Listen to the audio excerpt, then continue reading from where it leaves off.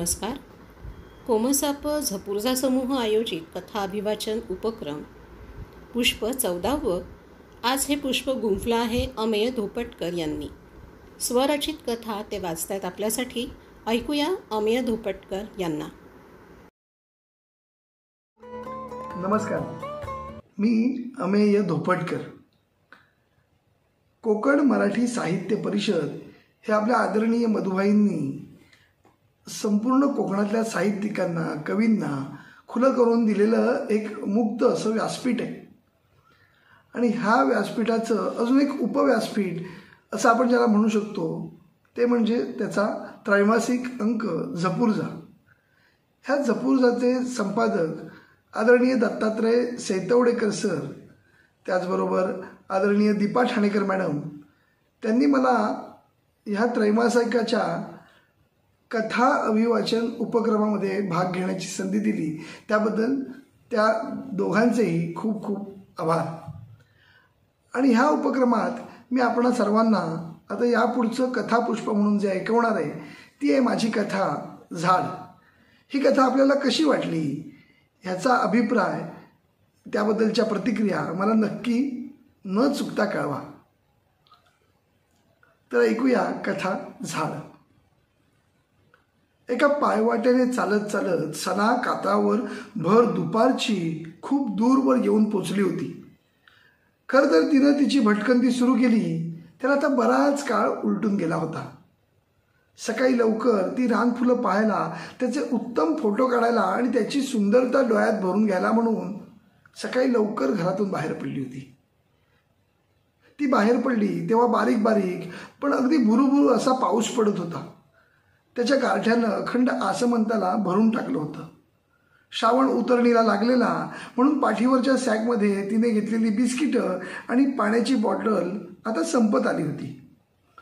सूर्य वर आला तेव्हापासून पाऊस तर नाहीसा झालाच होता आणि आता त्याच्या जागी घामाच्या धारा वाहू लागतील इतकं ऊन पडलं होतं. ती चालत चालत निघाली तेव्हा दूर कुठेतरी ऐकू येणारा मोरांचा केका आता थांबला होता. आता मध्येच भुरकन उडणारे कवडे, डुरवे असले पक्षी सोडले तर फारसे पक्षीही दिसत नव्हते. फोटो काढायला छान ऊन आहे, उत्तम फोटो येत आहेत असं उन्हाचं कौतुक करून तिनं फुलांचे फोटो काढले. खूप सारे फुलांचे. पिवळी पिवळी छान सोनवली, निळीभोर सीतेची आसवं, पांढरी शुभ्र पावसाळी लिली, भारंगीची फुलं, काकवीच्या रानभाजीतून येणारा पांढरा तुरा, चिमणचारा, किती किती सांगू, अगणित. जितका वेळ ती पुढं पुढं जात राहिली तितके फोटो काढत राहिली. उन्हं डोईवरती आली आणि त्याचं कौतुक थांबलं. घामाघूम झालेली सना फोटोंचा मोह सुटेना म्हणून पुढे पुढे चालत राहिली. एकाकी पायवाट तिला पुढं पुढं घेऊन जात राहिली आणि आता अगदी 2 गावांची सीमा आली. ती वाट तुडवत राहिली, न थांबता पुढे पुढे चालत राहिली, जसं काही ही तिची रोजचीच वाट असावी, अगदी तशी. खरं तर तिचा या भागाशी, या वाटेशी काही एक संबंध नव्हता. तरी लहानपणी आजोबांच्या खांद्यावरून तिला आपल्या आंब्याच्या बागेपर्यंत ते घेऊन गेले, एवढीच काय ती तिची आणि या काताची ओळख. सणाचे वडील एकुलते एक, खूप सारी जमीन जुमला. त्यांच्या वडिलांनी म्हणजे बापूराव साहेबांनी, सणाच्या आजोबांनी स्वतःच्या मेहनतीनं इथं सजवलेल्या बागा, खूप उत्पन्न देणारी काजूची, नारळाची, पोपळीची झाडं. पण सारं काही उत्तम असून देखील सगळ्याची किंमत मात्र शून्य. कारण ज्याच्यासाठी हे बनवलं, सजवलं, तो एकच्या एक मुलगा विदेशात शिक्षणासाठी म्हणून गेला, तो पुन्हा परतलाच नाही. काय हे दुःख. आणि मग एके दिवशी आजीचं पत्र आलं त्या देशात. मुला, अरे तू नाही आलास तरी चालेल रे. तिथे गेलास, तिथलाच झालास, निदान आमच्या नातीचा चेहरा तरी दाखवायला आण आम्हाला.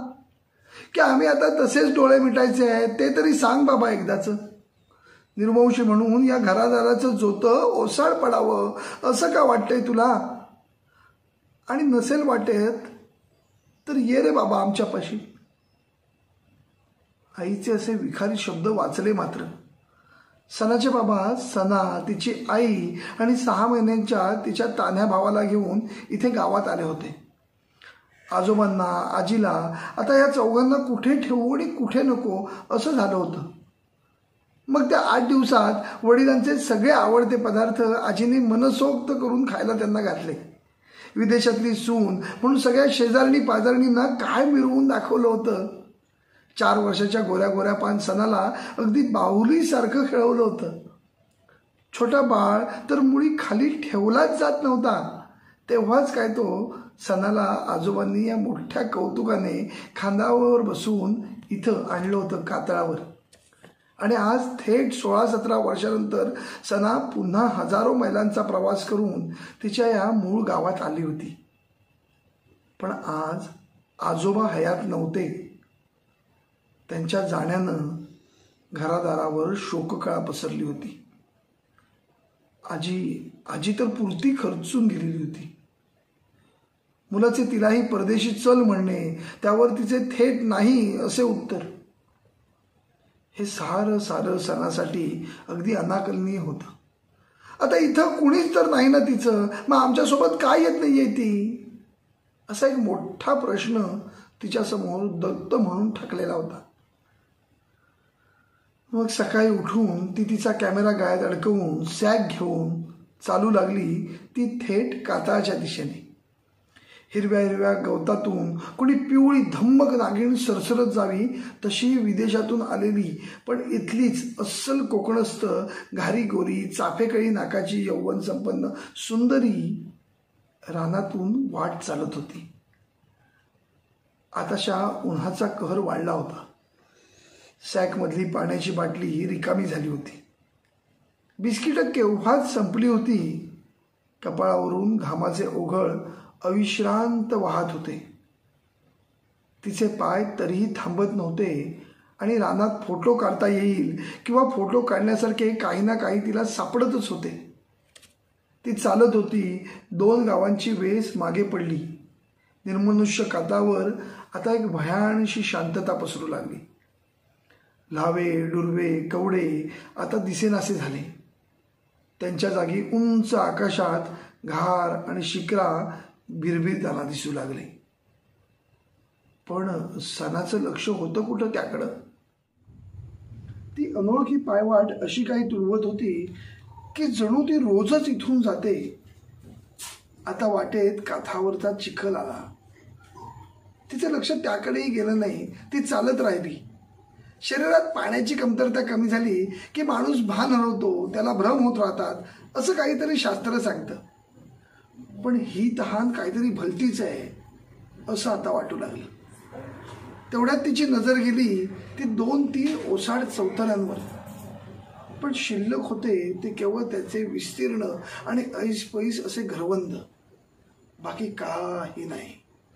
सर्वदूर पसरलेली नीरव शांतता, अगदी हाडांच्या आत जाणारी आणि गारठून टाकणारी शांतता. पण सणाला तर लागली होती तहान. आजूबाजूला पाहिलं तेव्हा तिला दिसली एक विहीर, पायऱ्या असलेली. उतरून सहज पाण्याची बॉटल भरून घेऊ म्हणून सणा पायऱ्या उतरून विहिरीत उतरली. स्वच्छ नितळ काचेसारखं पाणी, बाहेरच्या गरमीपेक्षा शतपट भिन्न, अगदी गार गार.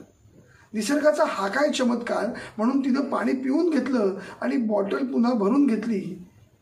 आणि ती पायऱ्या चढून विहिरीबाहेर पडण्यासाठी म्हणून जी वळली तर तिला दिसली पायऱ्यांच्या मध्यात बसलेली एक तेजस्वी पण भेसूर अशी वाटणारी एक स्त्री.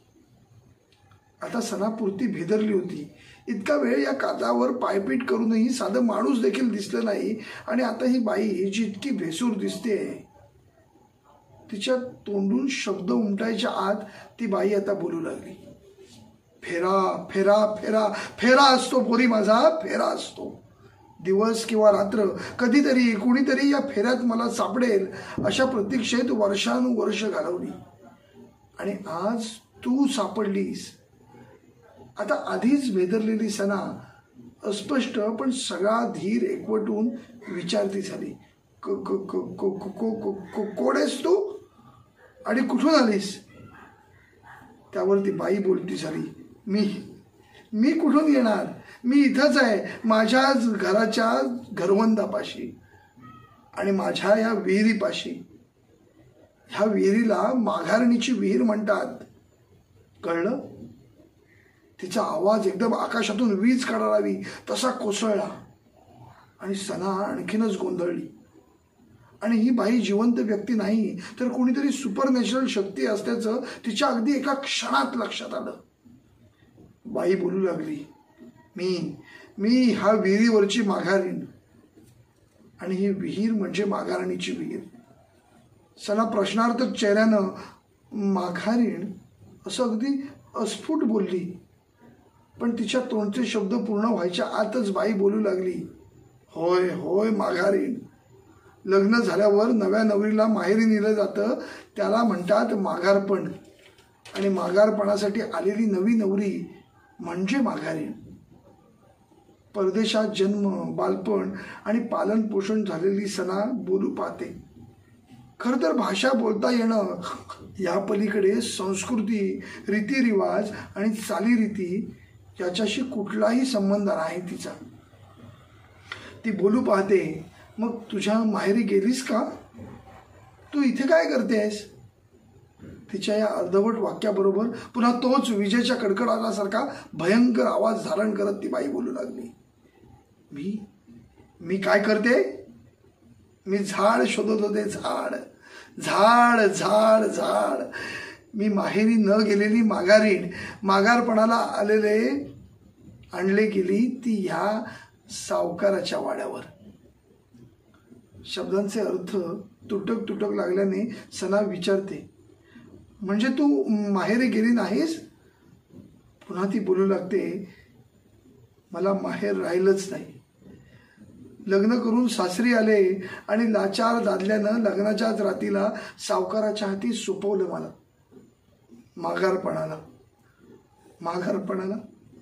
माघारपणाला कसलं?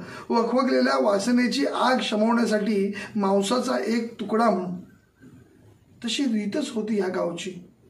कोणी नवी नवरी लग्न होऊन आली की तिचा उपभोग घ्यायचा तो या वाड्यातल्या सावकारांनी. हा सगळा गावच ह्या वाड्यातल्या कर्त्या पराक्रमी पूर्वजांनी वसवलेला. प्रत्येकाच्या घरादाराची शेतीची जमीन याच लोकांनी दिलेली. एक प्रकारे सगळेच त्यांचे देणेकरू, गुलामच जणू. मध्यंतरीच्या पिढ्यांनी त्याचा पुरेपूर फायदा घेतला. आता विश्वास नाही बसणार, पण त्या काळी खूप खूप बलाढ्य लोक होते ते. पण मग अशाच कोणातरी अभागिनीची हाय लागली त्यांना आणि त्यांच्या घरात मुलं बाळं जन्मेनाशी झाली, बायका जगेनाशा झाल्या. तेव्हा त्या कुरूप थेरड्या सावकाराचा निर्वंश होणार म्हणून त्यानं मला इथं आणवली होती. तो त्याचा वंश मी वाढवावा म्हणून त्याच्या घराण्याच्या वंशाकरता तो आता माझी आहुती द्यायला सरसावला. पण तेव्हा मी सुद्धा तितकीच खमकी होते आणि निग्रही होते. मी त्याच्या या वाड्याला लावून दिली आग. सावकार जळून खाक झाला. मी तशी खात्री करून घेतली आणि मग स्वतः या विहिरीत उडी घेतली. सना पुन्हा उच्चारती झाली, म्हणजे तू खरंच जिवंत नाहीयेस? काही सुपरनॅचरल? ती बाई पुन्हा हसून बोलू लागली, पोरी आत्मा म्हण, भूत म्हण किंवा कसली तरी चेतना म्हण, काही म्हटलंच तरी चालेल. पण सत्य हेच आहे की निर्वंशाच्या घरवंदाची रखवाली करत युगायुगांची प्रतीक्षा करत बसलेली मी एक अभागीण अशी माघारीण आहे. कुणी मला माहेरास माघारपणास न्यायला येतंय का याची वाट बघत बसलेली आहे. एखाद्या झाडाची प्रतीक्षा करत बसलेली आहे. निर्वंश हा शब्द आणि त्याची भीषणता समजतात मस्तकात हजार मधमाशांचं मोळ उठावं आणि त्याच्या सहस्त्र डंखांनी सर्वांगावर फणफणते उरण सोडावेत. अगदी तसे आठवले तिला शब्द आजीचे. आजीनी 17 वर्षापूर्वी पत्रात लिहिलेले की आम्ही निर्वंश झाला म्हणून इथं चौतऱ्यावर डोळे मिटायचे काय? निर्वंश होणे म्हणजे काय? ज्या घराचा निर्वंश होतो त्याचे केवळ चौथरे शिल्लक राहणे म्हणजे नक्की काय हे कळण्या एवढं तेव्हा ती मोठी नव्हती, तितकी लहानच होती. पण आज तिला ते कळून चुकलं की ह्या सर्व गोष्टींची गांभीर्य, ह्या सर्व गोष्टींची भयानता आणि त्याची भीषणता नेमकी काय आहे. त्याला आज कारण ठरलं होतं ही माघारे. कुठली माहिती कशाच्या माध्यमातून माणसाच्या मस्तिष्कात शिरेल याचा काही नेम नाही. तरी पुन्हा पुन्हा विचार करूनही सदाला काही संदर्भ लागेनासा झाला तो झाड या शब्दाचा. आणि तिच्या मनात चाललेलं कोलाहल कसं काय ते समोरच्या बाईला कळलं हे देव जाणो. ती बोलू लागली, झाड म्हणजे तूच माझं माध्यम झालीस. आता माझ्या इच्छा आकांक्षा मी आता पूर्ण करणार तुझ्या माध्यमातून, तुझ्या शरीराचा वापर करून. तिचे हे शब्द कानावर पडताच सणाच्या शरीरातील सगळी शक्तीच गळून पडल्यासारखी झाली आणि तिला तिच्या हातातली पाण्याची बॉटल कधी निसटून पडली याचं देखील भान राहिलं नाही. आणि ती स्त्री मुक्त कंठाने हसू लागली, बोलू लागली, निर्वंश झालेले असतात काही वासनांत चौतरे, भगभगत नव्या नव्या आहुती शोधत, युगायुगांच्या वखवकलेल्या नजरा शोधत असतात सावज त्यांच्या अपूर्ण इच्छा आणि कल्पांतामध्ये सेतू सांधण्यासाठी. या अशा सगळ्याच भयान परिस्थितीत आता आपण बेशुद्ध होऊन पडू की काय असं वाटत असतानाच पुन्हा एकदा सारी शक्ती एकवटून सना पाण्याची बॉटल उचलते आणि पायऱ्या चढू पाहते. तर तिच्या ध्यानात येतं की ती अगदीच विनासायास पायऱ्या चढून वर आली आहे. आणि ती बाई आता तितकी भेसूर न दिसता अतिशय लाघवी, सोज्वळ आणि कुलीन स्त्रीसारखी दिसते आहे. आणि सणाच्या मेंदूत मात्र काहीशा अनामिक झिंझिण्या. मगाशी ती भेसूर हसणारी बाई हीच का ती? मग आता ती अशी लाघवी मायेने दाटलेल्या डोळ्यांची ही कोण? नेमकी ही खरी कुठली आहे? ती का ही? हा प्रश्नांच्या विळख्यात अडकलेला एक क्षण सणाला अख्ख्या वर्षा इतका मोठा वाटत होता. आणि आपलं जगणं या क्षणात थिजून गेलंय की काय अशी विचारांची एक नवी ठिणगी मेंदूत पडणार तोवर ती समोरची स्त्री पुन्हा बोलती झाली, सामोरीच आली. तिने अतिशय मायेने सणाच्या डोक्यावरून हात फिरवला आणि म्हणाली, पोरी, आता कसलं माहेर आणि कसलं माघारपण. माहेर संपलं, त्याला युगल लोटली. आता जपाया हवं ते तुझं माहेरपण. तूच माझी झाड हो आणि जप बाई माहेर तुझं. बाईला जगाचा ताप काही जाळू शकत नाही, पण माहेर नावाचा विसावा नाही याची एकदा जाणीव झाली ना की मग जो वणवा उरात लागतो तो पार जाळून भस्म करतोय बघ. पोरी वाचव माहेर तुझं. झाड हो माझं, थंडगार सावली देणारं आणि उन्हाचा ताप आपल्या पानांच्या छत्रावर घेणारं. तिचं हेच ते शेवटचं वाक्य. आणि मग सणाला देखील कळलं नाही की अगदी विनासायास पाय वाट न चुकता घरी आली. आता या गोष्टीला 5 वर्ष होऊन गेली आहेत. कधीही डोळे मिटेन असं म्हणणारी आजी मुलगा, सून, नात, नातू अशा भरल्या घरात सुखासमाधानात राहते. तिचा मुलगा वडिलांच्या आंबा काजूच्या बागेत अगदी छान रमलाय. ती ती ती ती सणा दिसते कधीतरी अधीमधी रिकाम्या चौथऱ्यावर, पारावर, नदीकाठी, रस्त्याच्या बाजूला जिथे रिकामी जागा, ओसाड जागा दिसेल तिथे लावत असते एक झाड, सावली देणार, भूतकाळातल्या प्रवाशांना निवारा देणारं आणि भविष्यातल्या प्रवाशांना प्रवासाकरता नवी ऊर्जा, नवी उभारी आणि विसाव्याचं स्थळ देणार.